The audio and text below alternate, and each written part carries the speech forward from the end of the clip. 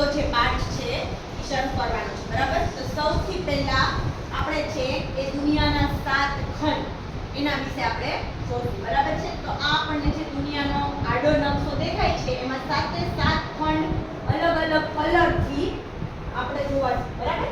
તો સૌથી પહેલા આપણે જોઈએ ગ્રીન કલરમાં છે તો કયો છે? ઉત્તર અમેરિકા. ઉત્તર અમેરિકા. ત્યારબાદ દક્ષિણ અમેરિકા. દક્ષિણ અમેરિકા કેવા કલરમાં છે? પીળામાં. સરસ. કયો ત્રીજો? યુરોપ. યુરોપ કેવામાં છે? ગુલાબી. ચોથો? આફ્રિકા. આફ્રિકા કેવો કલર છે? કેસરી. પાંચમો? એશિયા. કેવો કલર છે? લીલો. બરાબર. ત્યારબાદ છઠ્ઠો? ઓસ્ટ્રેલિયા. આમાં લખવામાં ભૂલ છે, ઓસેનિયા. ઓસ્ટ્રેલિયા. બરાબર. ત્યારબાદ છે એન્ટાર્કટિકા. એન્ટાર્કટિકા સફેદ આખો બરફનો ખંડ છે એટલા માટે, અને ઓસ્ટ્રેલિયા છે એમાં પર્પલ.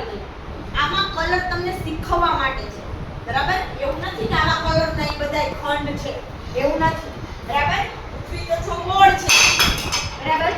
પૃથ્વી કેવી છે? ગોળ છે. તો જો એમાં તમે બધા ખંડ જોઈ શકો, ગોળ પૃથ્વીમાં જોઈ શકો ને? હા. આપણી પાસે મોટો ગોળો છે, પછી આપણે ઈ લેશું. અત્યારે પહેલા આ જોઈ લઈ, બરાબર? તો આગળ આવી જાવ બેટા. જો આ ખંડ છે, બરાબર? આ પહેલો આપણે ઉત્તર અમેરિકા. આપણે સૌથી પહેલા છે ઈ અહીંયા જો આ છે ઈ ઉત્તર અમેરિકા. એની નીચે છે આ ઈ છે દક્ષિણ અમેરિકા, બરાબર છે? પછી એની સાઈડમાં છે યુરોપ, એની બાજુમાં એશિયા, આ ગુલાબીયામાં છે ઈ ઓસ્ટ્રેલિયા, અને સૌથી ને નીચે આ જે સફેદ દેખાય છે ને અહીંયા, આ છે ઈ એન્ટાર્કટિકા, બરાબર? કે આફ્રિકા તો ભૂલાઈ ગયો, તો આ રહ્યો આફ્રિકા, બરાબર? તો 7 ખંડ છે ઈ ગોળામાં આવી રીતે છે. પણ હવે આપણે થાય આમ કેમ છે તો કે આ ગોળાને આપણે કાપી અને આમ કરીને આમ પોળો કરી, બરાબર? તો શું થાય? આમ આડો નકશો બને ને, તો એટલા માટે છે ઈ આવી રીતે નકશામાં બતાવ્યું છે, બરાબર?